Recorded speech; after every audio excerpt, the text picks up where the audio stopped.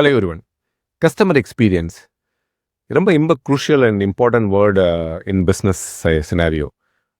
எவ்வளோ பேர் இன்னும் வந்து மேனுவலாக வந்து ஃபாலோ பண்ணிகிட்ருக்கோம், எவ்வளோ பேர் மேனுவல் ப்ராசஸை இன்னும் வந்து ஹேண்ட் ரிட்டன் நோட்ஸ்லாம் யூஸ் பண்ணிகிட்ருக்கோம் எப்படின்னு கேட்டிங்கன்னா நிறைய பேர் இன்னும் பண்ணிகிட்ருக்கோம். எவ்வளோ பேர் ஆட்டோமேட் பண்ணியிருக்கோம் கேட்டிங்கன்னா அது பர்சன்டேஜ் மேபி கொஞ்சம் கம்மியாக தான் இருக்கும்.